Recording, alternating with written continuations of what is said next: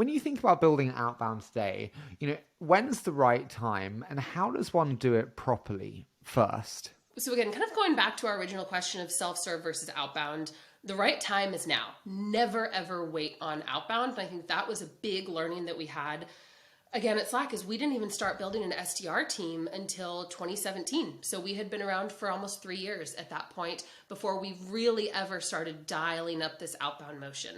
At Webflow, we've done it completely different. Outbound has been in the forefront of our minds from within the first few months of the sales team. It was actually my single biggest charter to come in, very first day on the job, my boss said, go launch Outbound in 3 weeks, go. And just so important to start. There's no reason to wait on outbound. So there's the. Yep. Can I? What is good? What I'm like an 8-year-old here, like in class. Yeah, I know. Just for everyone listening, Harry's like raising his hand, and I'm like, oh yes, Harry, I will call on you. What does good outbound mean? Is it like dialing for dollars? Is it like sending great email? Just so I actually know what good outbound is today.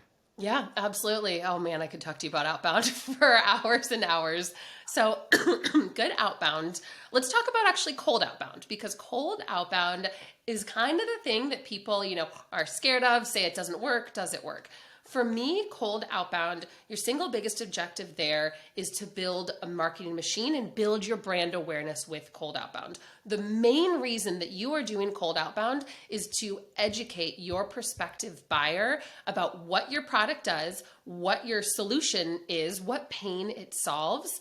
So often people think just because I'm doing outbound to you now, Harry, you're going to be ready to buy my product. No, that is very, very unlikely the case that I'm going to get you at the right moment, right when you're thinking about it. The single biggest goal there though, Harry, is to educate you of, hey, this is my product. This is what we do. This is the pain it can solve. So maybe someday when you are 6 months or you're a year down the road and you're thinking, hey, my website is a total piece of crap. I need a new website.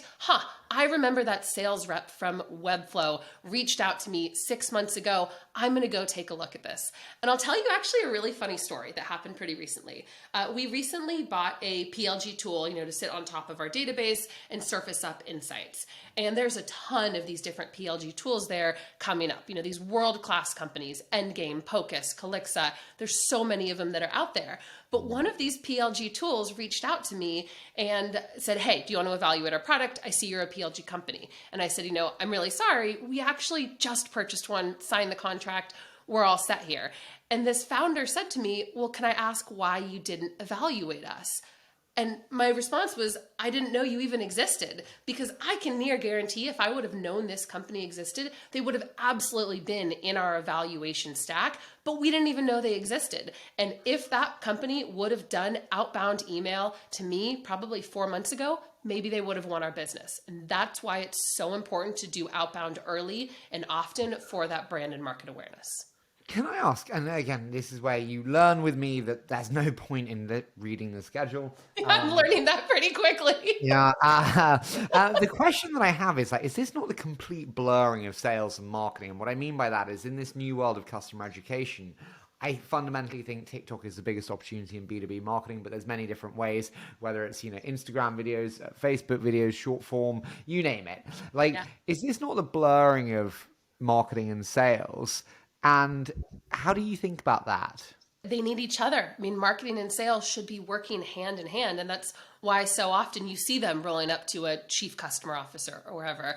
So marketing, think about that as, the bigger, broader awareness, I don't want to call it billboards or articles or whatnot, but marketing is really out there just trying to get the name recognition. And then you think about sales outbound. That needs to be personalized, targeted, directly tied with a hypothesis to what I think your pain is going to be and what you're going to care about. There is no way that a marketing team could get so hyper targeted or hyper personalized that a sales rep can do. And I'll actually share with you kind of our rule of philosophy for how we do our outbound prospecting. We call it the 10-80-10.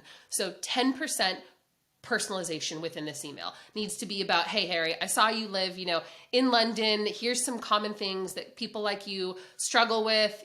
I saw you were over in Finland last weekend or whatever it might be.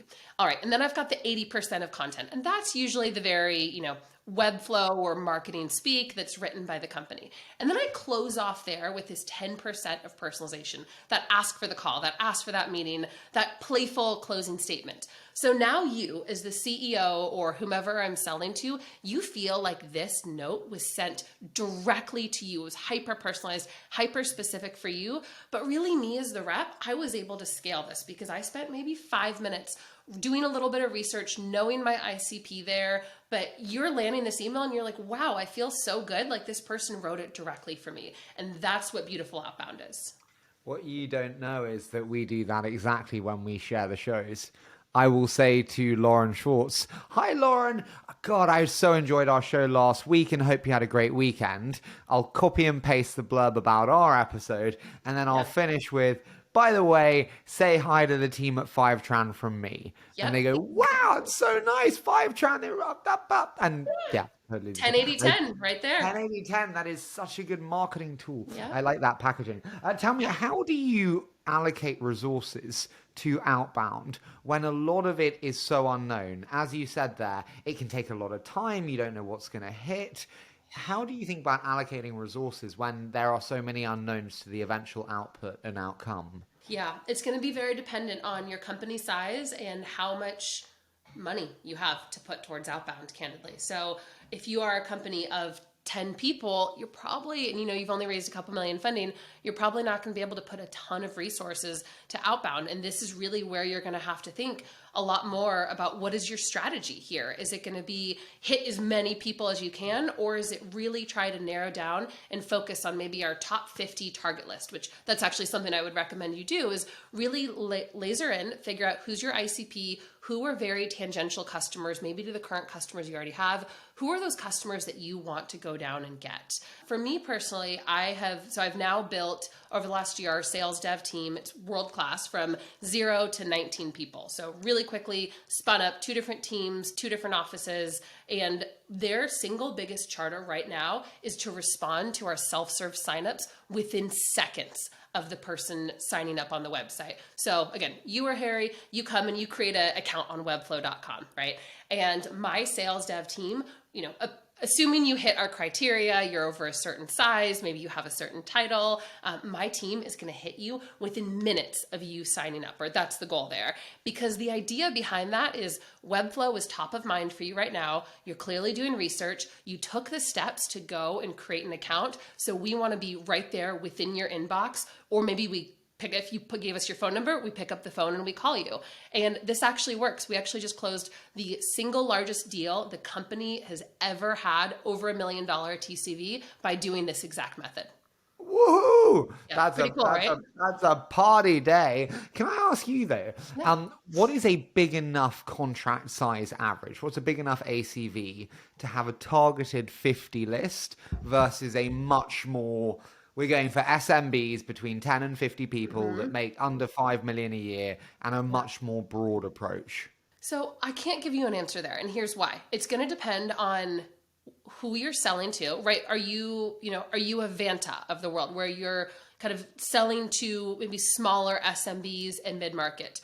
Or are you a 5tran of the world where you're selling to much larger, much more sophisticated enterprises? And I actually think it is so important to not try to be everything to everyone. And this is a mistake that I see founders make all the time, is they'll start their company and they'll say, cool, I want to go get Walmart. No, you should not go get Walmart. You know why? Because their procurement is going to take well over a year. Their sales cycles, the amount of different companies that are trying to sell to them right now, can your product even support and staff a company like Walmart? Probably not. And so it's really important for these founders to have kind of a reality gut check and figure out where am I a great fit for these different companies? Who is the type of company I should be selling into, and how much money can I get from these companies?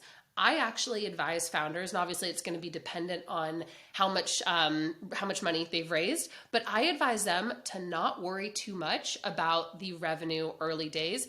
Focus on getting those logos, because very few people ever want to be the very first mover and shaker. It is so important to be able to say, I've got 20 different customers that look just like you or very similar in this same space, in order to be able to boost up your reputation.